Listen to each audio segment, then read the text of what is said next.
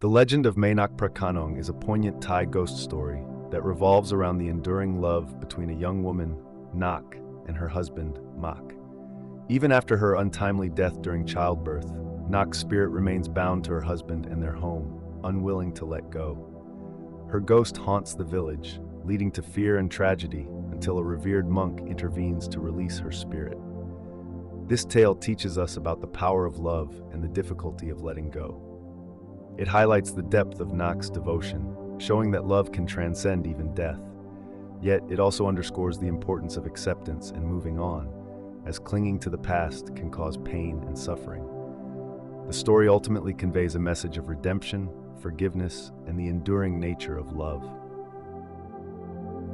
In the mid-19th century, the village of Phra Khanong was a place of peace and simple joys. Among its residents lived Nak, a woman of stunning beauty and gentle spirit, and her husband Mak, a kind-hearted and devoted man. Their love story was one of the village's favorite tales. Villagers chatted cheerfully as birds chirped and children played nearby. "Have you seen how Mak looks at Nak?" one villager remarked. "It's as if she's the only person in the world." "They're the perfect couple," another added. "I heard they're expecting a baby soon." Indeed, Nak was pregnant, and the couple eagerly awaited the arrival of their first child. In their small garden, Nak and Mak worked side by side, their laughter mingling with the sounds of nature. "Nak, look at how big this pumpkin has grown," Mak exclaimed, chuckling. "It's almost as big as your head." "Well, I'm not surprised," Nak replied, laughing. "With you tending to it, it's bound to grow big and healthy, just like our baby."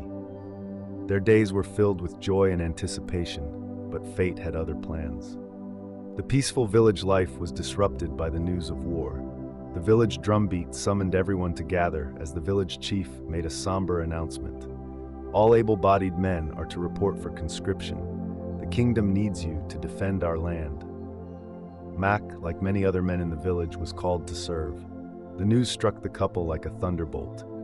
At home, the atmosphere was heavy with sorrow as Mak held Nak in his arms.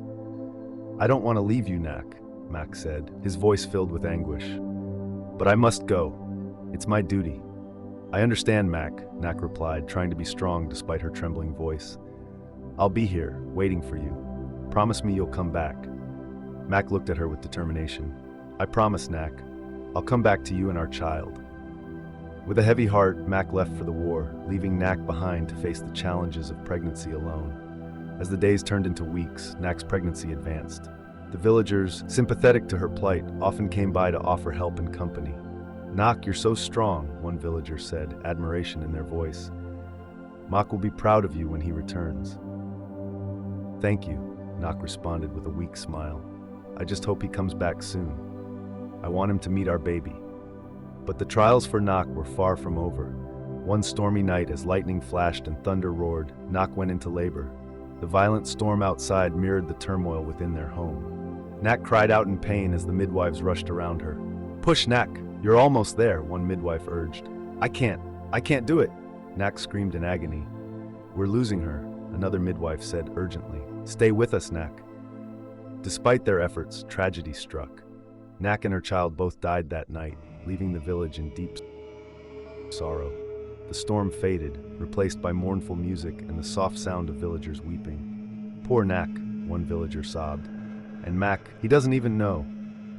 "May their spirits find peace," another villager said sadly. But Nak's spirit, filled with love and longing, could not move on. Bound by her promise to wait for Mak, she lingered in the realm of the living, her love too powerful to be constrained by death. An eerie wind whispered faint ghostly echoes as her presence became a silent sentinel, watching, waiting for the day Mak would return. Months had passed since Nak's tragic death, but the village of Phra Khanong had not forgotten her. Her house, once filled with joy and love, now stood eerily quiet. Rumors of strange occurrences began to spread. Villagers whispered about sightings of Nak's ghost, still waiting for her beloved Mak. One evening, the sky was painted with hues of orange and purple as the sun set over the village. Mak, having survived the war, was finally returning home. His heart raced with anticipation to see his wife and meet his child. As he approached their home, a sense of unease washed over him. The house looked the same, yet it felt different. He called out, his voice breaking the silence. "Nak! I'm home!" Mak shouted, expecting to hear her joyful response. To his astonishment, Nak appeared at the doorway, her face serene and her eyes filled with love. "Mak, you're back!" she exclaimed, rushing to embrace him. Mak held her tightly, overwhelmed with emotion. "I missed you so much, Nak. How is our child?" Nak's eyes glistened with unshed tears. "Our baby is gone, Mak, but we have each other now. That's all that matters." Mak, though heartbroken, found solace in her presence. They settled back into their routines, trying to reclaim the happiness they once had. However, the villagers were wary. They knew the truth. One evening, Mak visited the village market. The villagers exchanged worried glances and whispered among themselves. Finally, one elder approached him, her face etched with concern. "Mak, you need to know something," the elder said, her voice trembling. "Nak, she passed away during childbirth." Mak stared at her in disbelief. "What are you talking about? Nak is at home waiting for me." The elder shook her head. "You've been living with a ghost, Mak. Nak's spirit couldn't leave because of her love for you." Mak, his mind reeling, hurried back home. He entered the house, his heart pounding. Nak was there, smiling warmly at him. "Mak, what's wrong?" she asked, her voice laced with concern. Mak's voice shook as he confronted her. "Is it true? Are you a ghost?" Nak's expression softened. She took his hand, her touch cold but filled with love. "Yes, Mak, I couldn't leave. I had to wait for you." Tears streamed down Mak's face as he held her. "I can't lose you again, Nak. What can we do?" Nak looked at him with sorrow. "There's nothing you can do, Mak. I'm bound to this place, to my promise. But know that my love for you will never fade." Their nights were filled with both tender moments and haunting realizations. Mak struggled with the truth, torn between his love for Nak and the knowledge that she was no longer of this world. The villagers, concerned for Mak's well-being, sought help from a powerful monk known for his abilities to communicate with the spirit world.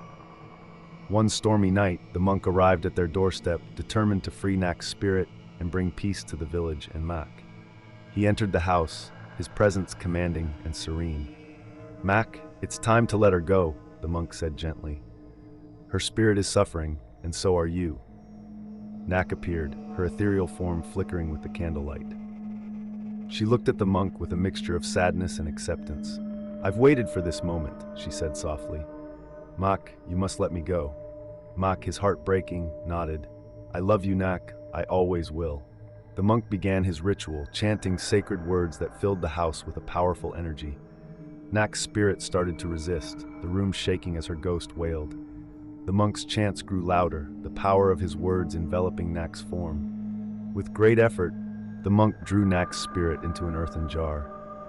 The jar shook violently as the spirit was confined within it. The monk, with determination etched on his face, sealed the jar and carried it to the Phra Khanong canal. Standing by the water's edge, the monk threw the jar into the canal. The water swallowed the jar, and with it, the spirit of Nak. The canal's surface rippled, then returned to calm. The village slowly returned to normal, but Mak was forever changed. He visited Nak's grave, placing a white lotus on the cold earth. "I will always love you," he said softly, feeling a gentle breeze as if Nak's spirit was saying goodbye.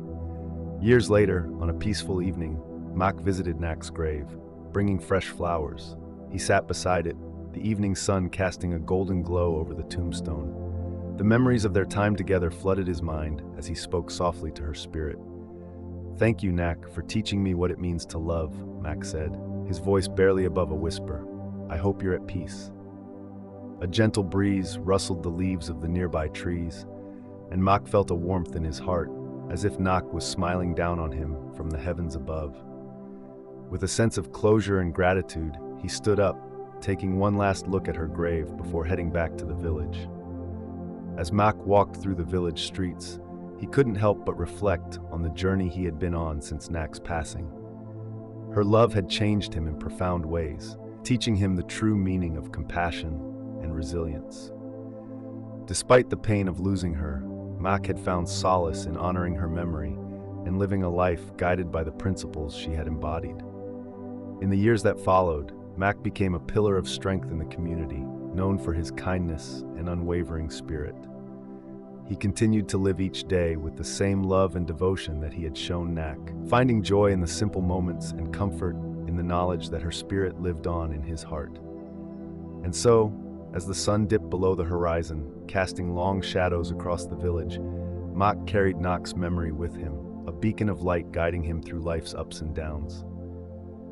Though she may have left this world, her love remained an everlasting presence, a reminder of the enduring power of love and the strength found in letting go.